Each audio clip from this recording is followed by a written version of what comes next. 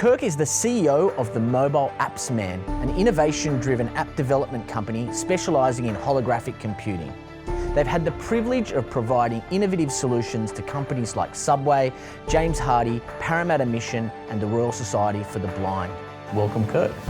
Thank you. G'day, Kirk. Royal Adelaide Hospital, ladies and gentlemen. Fantastic little place if you haven't been there.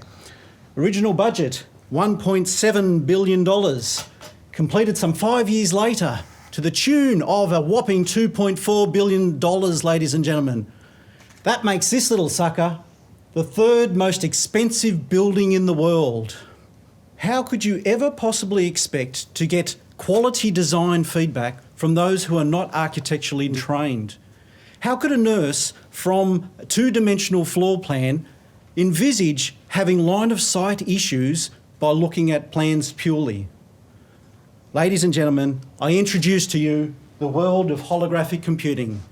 No more is this in the realms of the movie makers only. This technology exists today and we are already out there providing solutions to companies. In a recent trial, we have developed software that a local council used to convert a multi-storey sports complex into a holographic experience, allowing them to fully scale from very small to full size. It's voice controlled, hand gesture controlled, and we could see it even in situ. 82% of the respondents after the trial claimed that this technology should be used for any significant LGA developments in future. Ladies and gentlemen, we're open to hearing from anyone who has any holographic ideas that they wish to pursue or any app development. Thank you. Thanks, Kirk. Thanks, Kirk. So, I mean, this sort of, I'll call it mixed reality, I suppose, type development. Yep. Obviously very capital intensive to maintain a technological advantage in this space.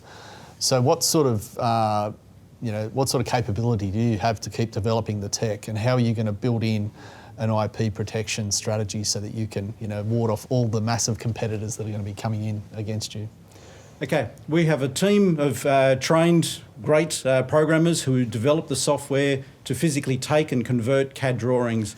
Converting CAD drawings into a holographic experience certainly isn't the easiest thing out there. So we find that if we're out there and our robustness and potentially close to first to market or, in this space, then that should certainly... So again, you've got that scaling issue. So if you're essentially a service company, how are you going to scale that service company into a much bigger enterprise? Ultimately, the idea essentially is by putting this onto a SaaS platform and scaling that way. Okay, all right, great. Okay, guys. Hi, are there any other use cases that you're exploring beyond what you've presented to us today? Absolutely.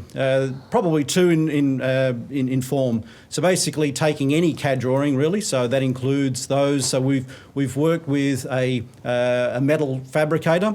So taking their CAD drawings from vessels, large vessels, we can physically walk onto their factory floor before build, so we can then already assess how big it's going to be on their factory floor and how they may manoeuvre around it. And the second is probably a forensic scientist application that we're looking at. Interesting. Thank you. Yeah, I'm interested in hearing from you about how you think this might be different to other products that are either in the market or emerging.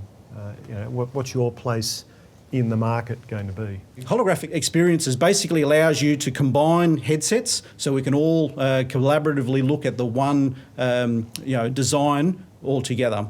How it differs from other things available, so virtual reality for argument's sake, is these are completely untethered devices, so you can physically take them on site to situations where you may want to see a building, as we did for this LGA, see the building on site and be able to walk around it prior to it even being developed. Great. Thank you. Thanks, Kirk. Well done. Thank you. Thank you. Thanks, Kirk. I like the headset because it's a much more portable, much more physically, not as cumbersome as the VR. Yeah, and you're in the real world as opposed to in your little box. That's right. Yeah, it's that in your mixed reality.